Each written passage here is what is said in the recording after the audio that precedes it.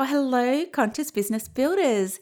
If you're looking for help to clarify your vision for the year ahead in business and life, this episode is for you. I'm sharing a simple tip that can help you focus on what you want and set the framework for you to go out there and make it happen. Sound good? Let's dive in. Welcome to the Conscious Business Builders podcast. I'm your host, Laura Trotter, and I'm here to show you how you can make a bigger impact in this world through growing your conscious business online. Tune in for inspiring interviews with real-life conscious business builders, plus my own theories, thoughts, and tips for growing a thriving and profitable conscious business online. I'm all about making a bigger impact in our world, and I'd love to help you on your conscious business journey. So let's get started.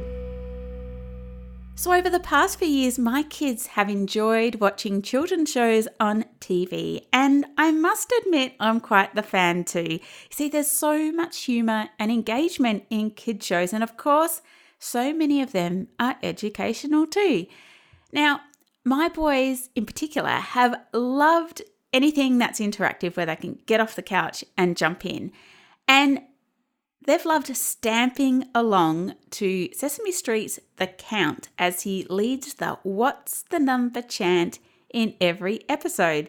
So, parents of young kids, if you're listening, you're no doubt familiar with the song where the count goes like, what's the number? Stamp, stamp. What's the number? Stamp. The number of the day is, and whatever. It's quite catchy, and whenever it comes on, even now when my kids are 10 and 7, they'll leap off the couch and stamp along and sing along, and that's the number of the day. So it's really effective, and the number of the day is featured through the storylines of the episode. So by the end of the show, viewers are pretty familiar with the number. They've heard it so many times throughout the show, like that repetition. So preschoolers learn what the number is, and they can see it chunked out and what it looks like, in a pile of things and stuff on the TV. It's simple and clever programming by Sesame Street, and they don't just limit it to numbers. You see, they have a word of the day too. And just like the number of the day, the word of the day is woven into all the storylines of the episode to result in an entertaining educational lesson for kids and adults like me, if you're watching it as well. Sesame Street's number and word of the day, they help to shape the content and the creative direction of every single episode. And they've been doing this for decades, and the success of the brand clearly shows they're on to a winner. They've got a recipe for their episodes. Now, you're probably wondering why I'm talking about Sesame Street on this podcast. But even if your business has nothing in common with Sesame Street, you can take a leaf out of their book to contribute to your success by choosing a word of the day, the week, the month or year, or whatever period you like. And there's benefits of choosing a word, particularly a word of the year. Now, just like Sesame Street's word of the day provides the theme for the episode, a word of the year can provide the theme for your year. It can give you clarity and a point of focus for the year ahead. It's a really simple tool for finding your vision for the year. Now, every January for the past, 5 years or so, I've chosen a word for the year ahead to reflect what I'd like my year in business and life to be. And every year I found that my word of the year has provided a point of clarity that I can revisit throughout the year if I get stuck or off track, or if I'm making big decisions in my business.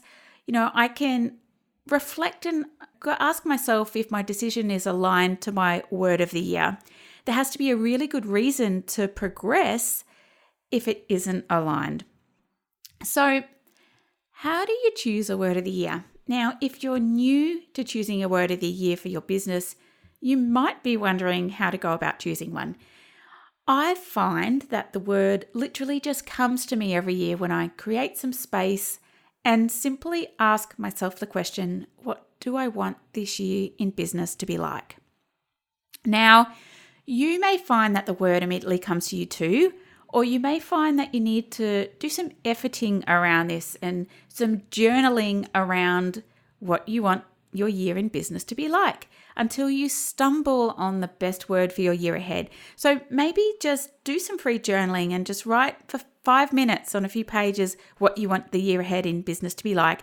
And if you're seeing some words being repeated on those pages or themes repeated, they might turn into your word of the year. Don't take it too seriously. Have a bit of fun in the process, and before too long, you'll have a word that suits you to a T. Now, I'm going to give you some words that might help you if you are a little bit stuck. So if you want to grow your business in the year ahead, words like bloom, soar, or elevate might appeal to you. And I remember actually using soar a few years ago when I was creating my online eco programs and really putting myself out there and growing my business with new products and services. Now, if you want to stand out from the crowd more in the year ahead, words like shine or magnetic, sparkle, or even visibility might take your fancy. If you want to work smarter and not harder in the year ahead, words like leverage, ease, automation, systems, or even team might suit you. Your options are endless. You grab a thesaurus and just go for it.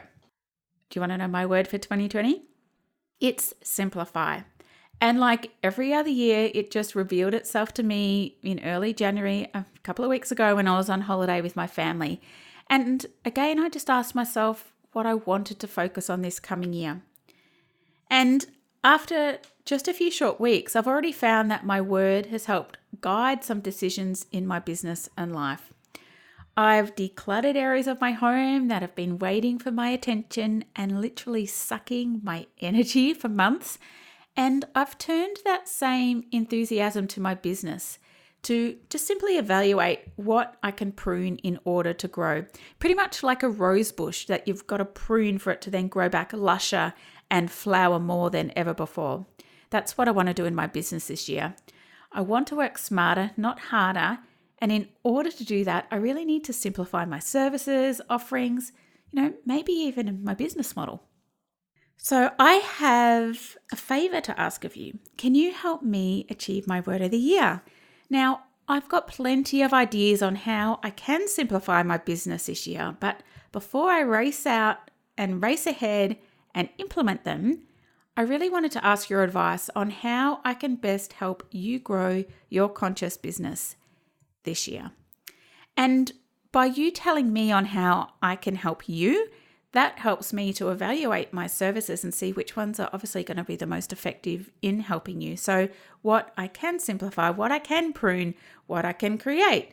So I've created just a really simple questionnaire that you can complete in literally 3 minutes that will help me to help you even better, and you'll help me to simplify my offerings. So I've popped the link in the show notes. The link will also be over on my website, lauratrotter.com, under this podcast episode, Conscious Business Builders 24, the word of the year. The exciting news is that you share your thoughts before the 14th of February 2020, you'll go into the draw to win a 45-minute one-on-one business coaching session with me. So please don't delay. If you're listening to this episode now, click through that link and just take 3 minutes. It's literally only like 5 questions, and I think 4 of them are multiple choice. So just go bang, bang, bang, and that will definitely help me simplify my business and achieve my word of the year. But back to you. How can you achieve your word of the year and have the best year ahead? Well, the first step is to choose your word of the year.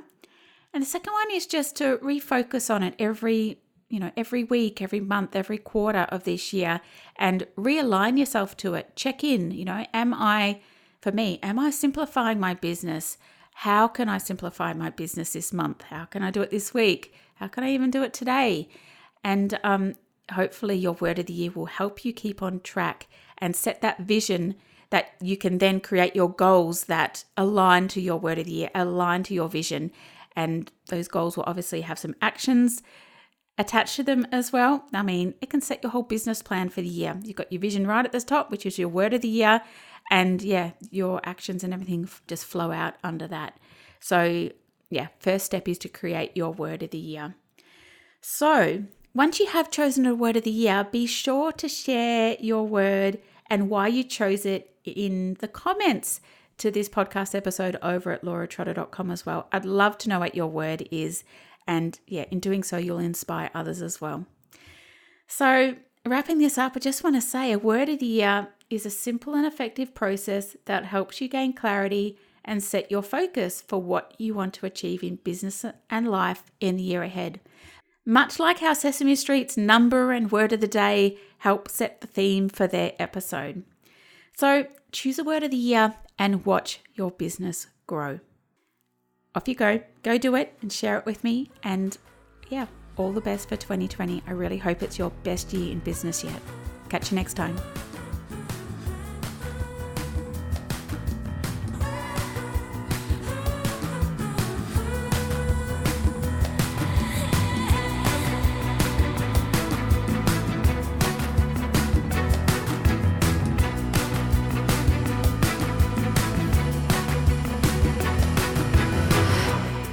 Thanks for listening to the Conscious Business Builders podcast. I'm Laura Trotter.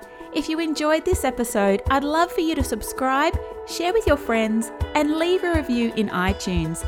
And if you're keen to continue the conversation, head on over to lauratrotter.com. It's there where you can find all my best tips to help you grow your conscious business online and apply to work directly with me. I'll catch you there.